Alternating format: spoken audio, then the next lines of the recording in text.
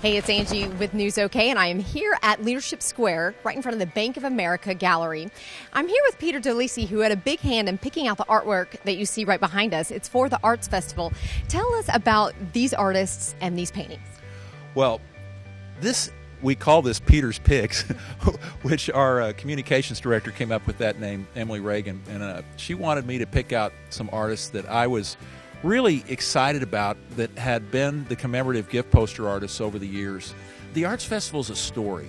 It's all about story. Every single artist, every single painting is just a universe of story. Can you pick out a couple and describe these paintings to us and these artists? Well, one of them is by Greg Burns, and it was an untitled piece that was done back in 1981. Now, in 1981, I was a volunteer. I wasn't on staff. I didn't start on staff until 1989. And the painting, which is a watercolor, right where you used to sit and talk to Greg, and you know Greg, he's always in a wheelchair. He actually paints with his teeth. He puts a paintbrush in his teeth to paint the paintings. And then all the different images that are in the painting are different things that he would see.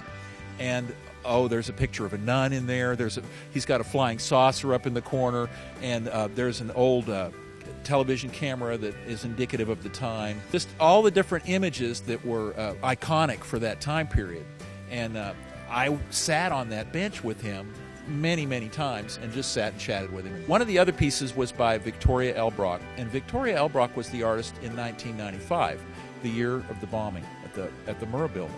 And so that was the year that the Arts Festival didn't happen. And so that piece never really got its due, in my opinion, but it's also holds a special place for me because that was just such an amazing time for all of us here in Oklahoma City. And that we could do a whole segment on just what happened with the Arts Festival that year because we didn't have the show and all the different stories that boiled out of that. Wonderful. Well, how great. I love that this is here for people to see, and it's art from, different artists around the city, and also, it's just over the years. Oh, yeah. So I love that. Right. Yeah, the posters, Greg's goes back to 1981. There's one by Bert Seaburn, which is another one of my absolute favorites, which was in 1982.